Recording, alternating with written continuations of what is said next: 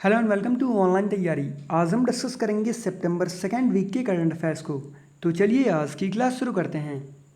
आज का सबसे पहला क्वेश्चन है हमारा कि इंडिया, ऑस्ट्रेलिया और किस देश ने पहली बार इंडो पैसिफिक रीजन में सहयोग बढ़ाने के लिए त्रिपक्षीय वार्ता यानी कि ट्राइलेटरल टॉक्स आयोजित की। तो इंडिया, ऑस्ट्रेलिया और फ्रांस ने पहली बार इंडो पैसिफिक रीजन में सहयोग बढ़ाने के लिए त्रिपक्षीय वार्ता आयोजित की और इस बैठक की अध्यक्षता भारत के विदेश सचिव हर्षवर्धन श्रृंगला ने की। और ये बैठक जो है वर्चुअली आयोजित की गई थी और इस बैठक में तीनों देश ने सहमति जताई कि इस तरह की बैठक प्रत्येक वर्ष आयोजित की जाए। आपको पता होगा कि साउथ चाइना सी में चाइना की प्रेजेंस जो है, चाइना की मिलिट्री प्रेजेंस जो है वो बहुत ज़्यादा बढ़ चुकी है। तो उसी तरह से इंडो पैसिफिक रीजन में भी उस तरह की प्रेजेंस न बढ़े, उस तरह उसको काउंटर किया जाए, तो उस पर भी चर्चा की गई और कोविड-19 पर भी चर्चा की गई। तो इस क्वेश्चन में ये इंपॉर्टेंट है कि इस तरह की बैठक इंडिया, ऑस्ट्रेलिया और फ्रांस के बीच जो है पहली बार की गई थी इस तरह की बैठक। तो इसीलिए ध्यान रखिए किन देशों के बीच पहले ट्राइलेटरल टॉक्स आयोजित की गई। फिर नेक्स्ट क्वेश्चन है कि भारतीय वायुसेना ने औपचारिक रूप से राफेल लड़ाकू जेट को किस एयरबेस पर शामिल किया। तो इंडियन एयरफोर्स ने 10 सितंबर को फॉर्मली राफेल फाइटर जेट को अंबाला एयर बेस पर शामिल किया। आपको पता होगा कि अभी हाल ही में 5 राफेल विमान जो हैं फ्रांस से इंडिया आए थे और इसको 10 सितंबर को फॉर्मली इंडक्ट कर दिया गया है अंबाला एयर बेस पर, यानी कि अंबाला एयरफोर्स स्टेशन जो कि कहाँ पे है, हरियाणा में है। और राफेल विमान जो है ये कौन सी कंपनी बनाती है, डसॉल्ट राफेल। फिर नेक्स्ट क्वेश्चन है कि हमले से शिक्षा की रक्षा के लिए पहला अंतर्राष्ट्रीय दिवस कब मनाया गया। देखिए ये दिवस जो है, ये अंतर्राष्ट्रीय दिवस जो है पहली बार मनाया गया, तो ये क्वेश्चन भी इम्पॉर्टेंट हो जाता है। आपको पता होगा कि अभी कोविड-19 के कारण पूरी दुनिया में एजुकेशन सिस्टम जो है वो ठप पड़ा हुआ है। सारे स्कूल, सारे कॉलेज जो हैं वो लगभग 6 महीने से बंद हैं। बहुत जगह पे खुल चुके हैं लेकिन 6 महीने हर एक जगह बंद ही रहे। तो इस इंटरनेशनल डे पर इस बात पर चर्चा की गई कि स्कूल को डिस्ट्रॉय करना तो बहुत ही आसान है पर बनाना उतना ही मुश्किल। बहुत सारे कंट्री में टेंशन्स रहते हैं और बहुत सारे कंट्री में जो कुछ कॉन्फ्लिक्ट जोन जो होते हैं वहाँ के बच्चों के एजुकेशन पर बहुत ही ज़्यादा प्रभाव पड़ता है। अटैक्स हो, जो स्कूल्स पर अटैक किए जाते हैं तो पूरी तरह से स्कूल डिस्ट्रॉय हो जाता है, वहाँ पे जो बच्चों की जो पढ़ाई है वो पूरी तरह से रुक जाती है। तो इसमें इस बात पर चर्चा की गई कि एक सेफ स्पेस बनाया जाना चाहिए और सभी के लिए शिक्षा उपलब्ध हो कहीं भी और किसी भी परिस्थिति में। तो ये दिवस कब मनाया जाता है, 9 सितंबर को, और ये पहली बार मनाया गया, इसलिए इम्पॉर्टेंट है, ध्यान में रखिएगा। फिर नेक्स्ट क्वेश्चन है कि कौन सी कंपनी $200 बिलियन की मार्केट कैपिटलाइजेशन हासिल करने वाली पहली भारतीय कंपनी बनी। तो इस कंपनी का नाम है RIL, Reliance industries limited. Reliance industries limited जो है पहली भारतीय कंपनी बनी जिसने $200 बिलियन की बाजार पूंजीकरण को क्रॉस कर लिया है। और दूसरे नंबर पे जो मार्केट कैपिटलाइजेशन के हिसाब से सबसे बड़ी भारतीय कंपनी है वो कौन सी है, TCS, और इसकी बाजार पूंजीकरण जो है वो मात्र $119 बिलियन ही है। आपको पता होगा कि अभी रिलायंस इंडस्ट्रीज लिमिटेड में चाहे वो जियो हो या फिर रिलायंस रिटेल हो, बहुत ही भरपूर इन्वेस्टमेंट हुआ है, बहुत सारे इन्वेस्टमेंट आए हैं। तो अभी हाल ही में जियो के बाद जो है सिल्वर लेक ने रिलायंस रिटेल में भी $1 बिलियन का इन्वेस्टमेंट किया है 1.7% स्टेक खरीद कर। फिर नेक्स्ट क्वेश्चन है कि हाल ही में रघुवंश प्रसाद सिंह का निधन हो गया, वह किस क्षेत्र से संबंधित थे। तो ऑबिचुअरी से भी क्वेश्चन पूछा जाता है, तो ये भी ध्यान में रखना है।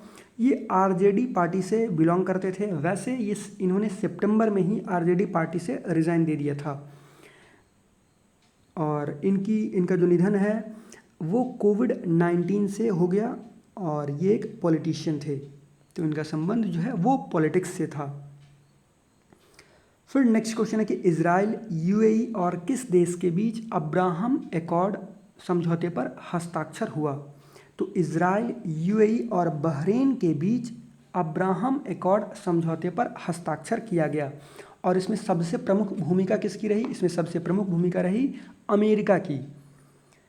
इस समझो ये एक पीस डील है, ये भी ध्यान रखिएगा, ये एक पीस डील साइन किया गया है जिसे कि हम अब्राहम एकॉर्ड के नाम से जानते हैं, और इसमें सबसे बड़ी भूमिका जो है अमेरिका की रही। इसीलिए एक क्वेश्चन यहाँ से और आ सकता है कि किस देश के राष्ट्रपति को 2021 के लिए नोबेल पीस प्राइज़ के लिए नॉमिनेट किया गया है? तो आंसर क्या होगा? डोनाल्ड ट्रंप, जो कि अभी प्रेजेंट में यूएसए के प्रेसिडेंट हैं।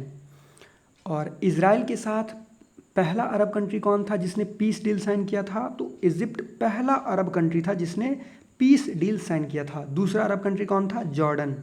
और तीसरा अरब कंट्री यूएई। और अगर ये पूछा जाए कि पहला गल्फ कंट्री कौन था जिसने इजराइल के साथ पीस डील साइन किया, तो वो था यूएई। और दूसरा गल्फ कंट्री कौन था? बहरीन। और बहरीन अगर देखें अरब कंट्री में तो चौथा अरब कंट्री बन गया जिसने इजराइल के साथ पीस डील साइन किया। यानी कि अब दोनों कंट्री की जो एम्बेसी जो है एक दूसरे जगह होगी और एम्बेसडर भी होंगे दोनों कंट्री में।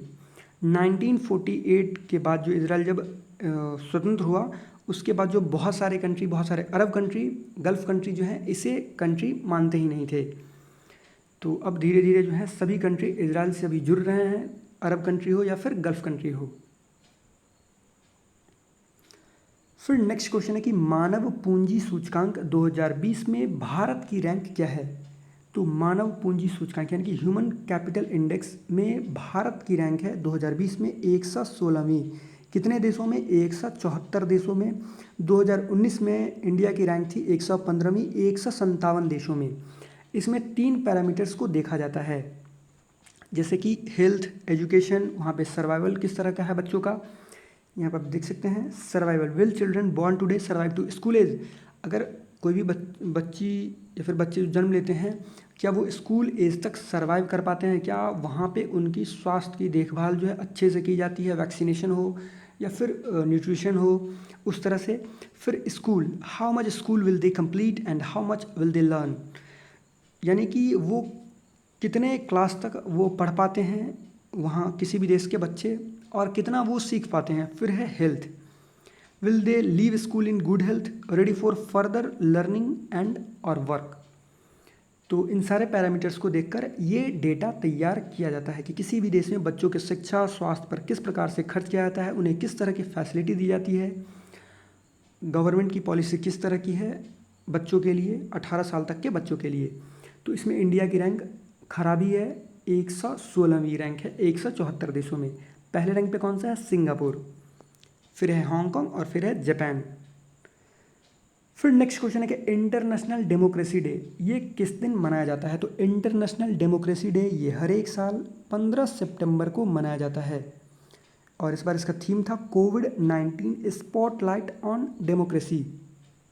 डेमोक्रेसी की महत्ता के बारे में जागरूकता बढ़ाने के लिए कि जहाँ भी लोकतंत्र है वहाँ पे जो लोग हैं उन्हें उनके पास ज़्यादा स्वतंत्रता है, बोलने की स्वतंत्रता है, काम करने की स्वतंत्रता है, सरकार चुनने की स्वतंत्रता है, सरकार के किसी भी बिल को विरोध करने की स्वतंत्रता है। तो इसके बारे में जागरूकता बढ़ाने के लिए ये इंटरनेशनल डेमोक्रेसी डे मनाया जाता है। फिर नेक्स्ट क्वेश्चन है कि किस कंपनी ने 861.9 करोड़ रुपए के लिए नई संसद भवन बनाने का ठेका जीता है? यानी कि नई संसद भवन बनाने का जो कॉन्ट्रैक्ट जो है वो किसे मिला है, किसने जीता है ये कॉन्ट्रैक्ट? तो ये कॉन्ट्रैक्ट जीता है टाटा प्रोजेक्ट ने। पहले तो इस कॉन्ट्रैक्ट के लिए 3 कंपनियां आई थी, Tata project, Larsen and Toubro यानी कि LNT और सपूरजी पलोनजी ग्रुप। लेकिन जो कॉन्ट्रैक्ट जो दिया गया, जो सबमिट किया गया, वो 2 कंपनी के द्वारा ही, एक तो टाटा प्रोजेक्ट्स के द्वारा और एक LNT के द्वारा।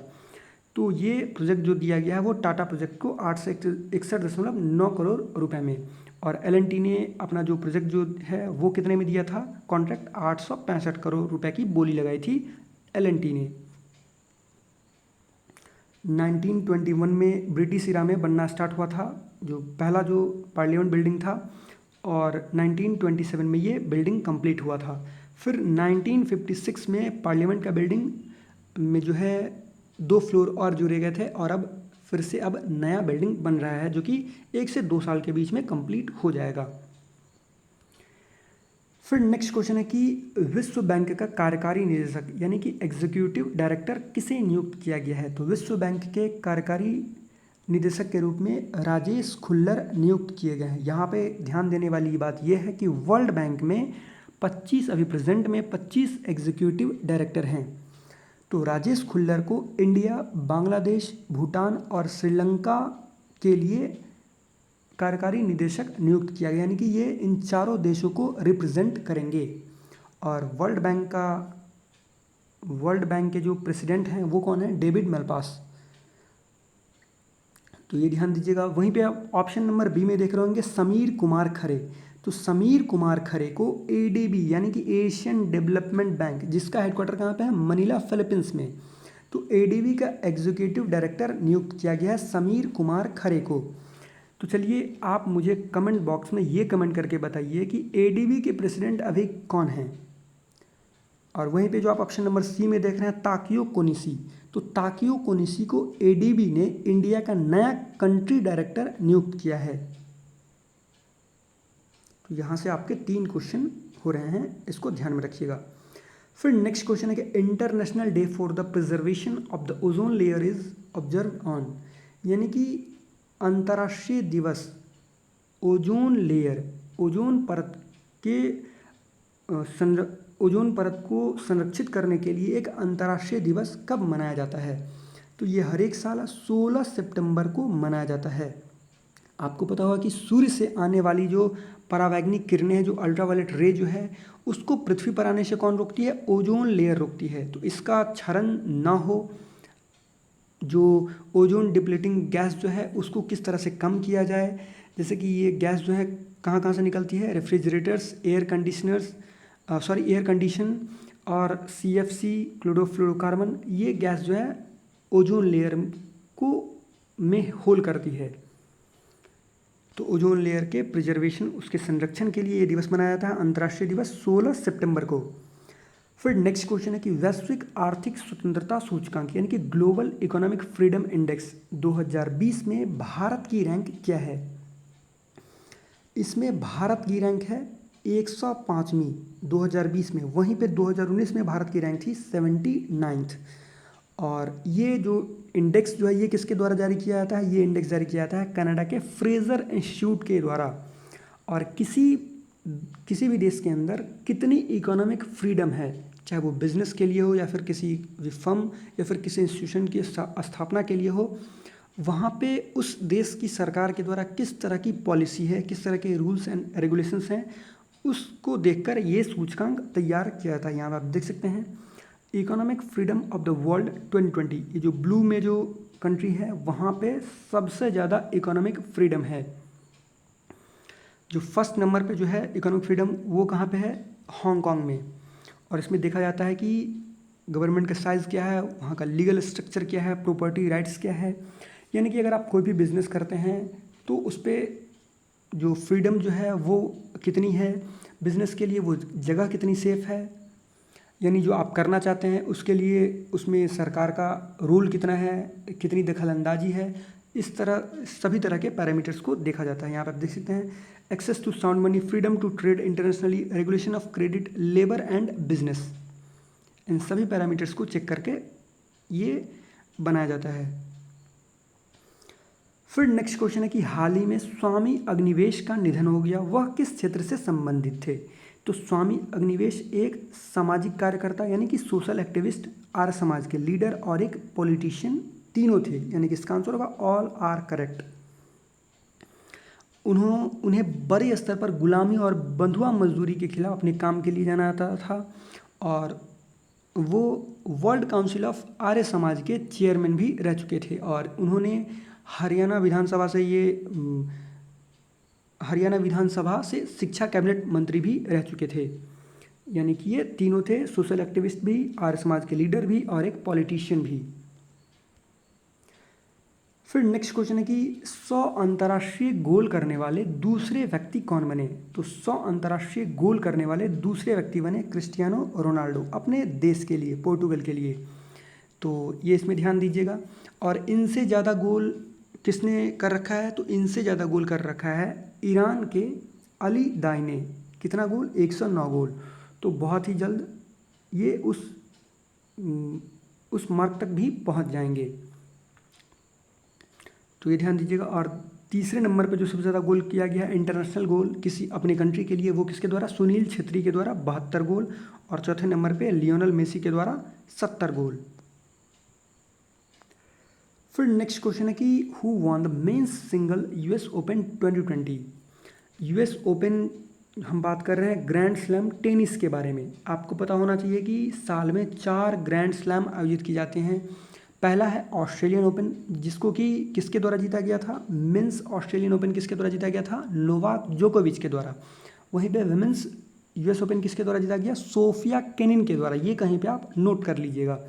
फिर दूसरा जो होता है वो होता है फ्रेंच ओपन, जिसे हम रोलैंड गैरोस भी कहते हैं। फ्रेंच ओपन को रोलैंड गैरोस टूर्नामेंट भी कहते हैं। और फ्रेंच ओपन को जो है पोस्टपोन कर दिया गया है, और फ्रेंच ओपन जो है अब स्टार्ट हो गया। आई थिंक 22 सितंबर से स्टार्ट हो गया।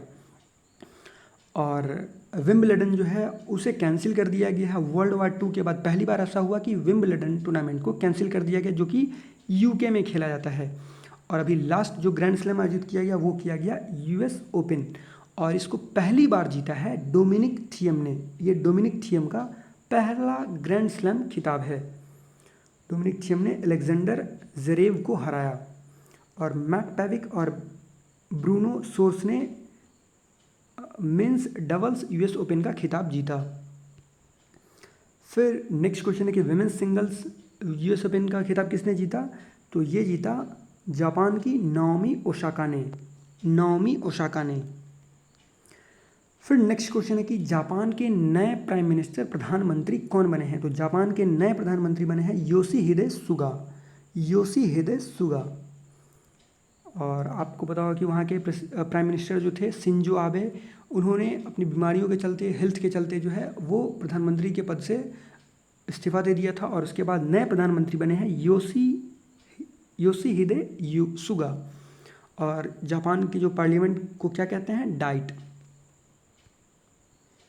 फिर नेक्स्ट क्वेश्चन है कि नेशनल स्कूल ऑफ ड्रामा, इसके नए चेयरमैन के रूप में किसे नियुक्त किया गया है? इसकी नियुक्ति जो है वो राष्ट्रपति के द्वारा की जाती है। नेशनल स्कूल ऑफ ड्रामा के चेयरमैन की नियुक्ति। तो इसके जो नए चेयरमैन बने हैं इनका नाम है परेश रावल। परेश रावल। फिर नेक्स्ट क्वेश्चन है कि भारत में हिंदी दिवस कब मनाया जाता है? तो भारत में हिंदी दिवस मनाया जाता है 14 सितंबर को। 14 सितंबर को। और इंटरनेशनल हिंदी डे कब मनाया जाता है? तो इंटरनेशनल हिंदी डे मनाया जाता है 10 जनवरी को। तो क्वेश्चन में क्या पूछा जा रहा है वो आप ध्यान में रखिएगा। फिर नेक्स्ट क्वेश्चन है कि हुबली रेलवे स्टेशन का नाम बदलकर क्या रखा गया है? सबसे पहले तो ये रेलवे स्टेशन कहाँ पे है? कर्नाटका में। और पहले इस स्टेशन का नाम था हुबली, और हुबली से चेंज करके कर दिया गया था हुबली। और अब हुबली से चेंज करके क्या कर दिया गया है? श्री सिद्धरूढ़ा स्वामी railway station. Shri सिद्धरूढ़ा Swami ji railway station. फिर नेक्स्ट क्वेश्चन है कि आगरा के निर्माणाधीन मुगल संग्रहालय, मुगल म्यूजियम को किस नाम से जाना जाएगा? देखिए ये अंडर कंस्ट्रक्शन म्यूजियम है, जो कि आगरा में ताजमहल के पास बन रहा है। और इसका बनना जो स्टार्ट हुआ था वो 2015 में अखिलेश यादव के सरकार के समयकाल में। तो इसका नाम पहले तो रखा गया था मुगल संग्रहालय, मुगल म्यूजियम, लेकिन अब इसका नाम बदलकर योगी आदित्यनाथ सरकार के द्वारा क्या कर दिया गया है? छत्रपति शिवाजी महाराज म्यूजियम। फिर नेक्स्ट क्वेश्चन है कि इंजीनियर्स डे, अभियंता दिवस किस दिन मनाया जाता है? तो इंजीनियर्स डे हर एक साल 15 सितंबर को मनाया जाता है। एम विश्वेश्वरैया की जयंती के मौके पर मनाया जाता है हर एक साल इंजीनियर्स डे 15 सितंबर को। और एम विश्वेश्वरैया को 1955 में भारत रत्न से भी सम्मानित किया गया था, जो कि भारत का सर्वोच्च नागरिक सम्मान है। फिर नेक्स्ट क्वेश्चन है कि राज्यसभा के उपसभापति के रूप में किसे चुना गया है? तो राज्यसभा के उपसभापति के रूप में चुना गया है फिर से हरिवंश नारायण सिंह को, जो कि जेडीयू से सांसद हैं। और राज्यसभा के चेयरमैन कौन होते हैं? सभापति कौन होते हैं? उपराष्ट्रपति। और अभी कौन है? वेंकैया नायडू। फिर नेक्स्ट क्वेश्चन है कि euro money awards of excellence 2020 द्वारा किसे लाइफ टाइम अचीवमेंट अवार्ड से सम्मानित किया गया, किस बैंकर को? तो इनका नाम है HDFC के MD हैं आदित्य पुरी। फिर नेक्स्ट क्वेश्चन है कि विश्व आत्महत्या रोकथाम दिवस कब मनाया जाता है? तो आपको पता होगा कि 2020 में बहुत सारे सेलिब्रिटीज़ के द्वारा, बहुत सारे बड़े बड़े आदमियों के द्वारा आत्महत्या कर लिया गया इंडिया में भी। तो ये क्वेश्चन भी पूछे जाने के चांसेस ज़्यादा बनते हैं। अभी मेंटल हेल्थ पे बात किया जा रहा है कि किस तरह से मेंटल हेल्थ के बारे में जागरूकता बढ़ाया जाए, किस तरह से आत्महत्या से मरने वाले लोगों की संख्या को कम किया जाए। तो ये दिवस जो है हर एक साल 10 सितंबर को मनाया जाता है आत्महत्या और इसे रोकने के लिए किए जाने वाले कार्यों के बारे में जागरूकता बढ़ाने के लिए। और WHO के अनुसार हर एक साल 80,000 से ज़्यादा लोग आत्महत्या के कारण मर जाते हैं। फिर नेक्स्ट क्वेश्चन है कि हिमालयन डे किस दिन मनाया जाता है? तो हिमालयन डे 9 सितंबर को मनाया जाता है। बेसिकली ये तो पूरी कंट्री में मनाया जाता है, लेकिन स्पेशली ये उत्तराखंड गवर्नमेंट के द्वारा ही मनाया जाता है। और इस पर इसका जो मेन कार्यक्रम जो है वो देहरादून में आयोजित किया गया। और इस बार का हिमालयन डे का थीम क्या था? The Himalaya and nature. फिर नेक्स्ट क्वेश्चन है कि वर्ल्ड फर्स्ट एड डे 2020 ये किस दिन मनाया गया? तो वर्ल्ड फर्स्ट एड डे 2020 ये किस दिन मनाया जाता है? तो ये हर एक साल सितंबर के सेकेंड सैटरडे को मनाया जाता है। सितंबर के सेकेंड सैटरडे को मनाया जाता है विश्व प्राथमिक चिकित्सा दिवस। और इस बार सेकेंड सैटरडे कब हुआ था? 12 सितंबर को। तो इस बार 12 सितंबर को मनाया गया, इसलिए मैंने इसमें ईयर भी क्वेश्चन में रखा है। प्राथमिक चिकित्सा के बारे में जागरूकता बढ़ाने के लिए और प्राथमिक चिकित्सा के उपयोग से संकट के समय कैसे किसी को मरने से बचा सकता है उसके बारे में जागरूकता बढ़ाने के लिए कि प्राथमिक चिकित्सा फर्स्ट एड के बारे में जानकारी होना कितना ज़रूरी है। तो चलिए अब एक न्यूज़ है, मात्र एक न्यूज़, और ये मिंट का न्यूज़ है। और इसमें क्रिसिल के द्वारा क्रिसिल जो रेटिंग एजेंसी है उसके द्वारा जो इंडिया का जो GDP ग्रोथ रेट जो है वो बताया गया, उसके बारे में हम यहाँ पे डिस्कस करेंगे। तो यहाँ पे है the Indian economy will contract by 9% इन 2021। यानी कि क्रिसिल के द्वारा ये कहा गया है कि भारत की GDP growth rate 2020-21 financial year में जो है 9% तक गिर जाएगी। और क्रिसिल के द्वारा ये भी कहा गया कि जो गवर्नमेंट ने जो अनाउंस किया था 20 लाख करोड़, जिसकी बहुत सारी चर्चा हुई, बहुत दिनों तक टीवी न्यूज़ चैनलों में डिबेट चला कि 20 लाख करोड़ का पैकेज आ गया, अब तो पूरी इकोनॉमी सुधर जाएगी, GDP का 10%, GDP का 12%, इस तरह से सब लोग बता रहे थे। लेकिन इसमें जो एक्चुअल जो नया जो स्पेंडिंग जो है कोरोना के बाद, वो स्पेंडिंग मात्र GDP का 2% है। तो ये रिलीफ पैकेज इसीलिए हमारा जो GDP ग्रोथ रेट जो है वो डाउनग्रेड में जा रहा है। तो ये वीडियो का अंत। आई होप आपको ये वीडियो अच्छा लगा हो, और अगर आपको ये वीडियो अच्छा लगा हो तो प्लीज़ इसको लाइक कीजिएगा, इस वीडियो को शेयर कीजिएगा और हमारे चैनल ऑनलाइन तैयारी को सब्सक्राइब कीजिए, जिससे आपको आने वाली वीडियो मिलती रहे। धन्यवाद।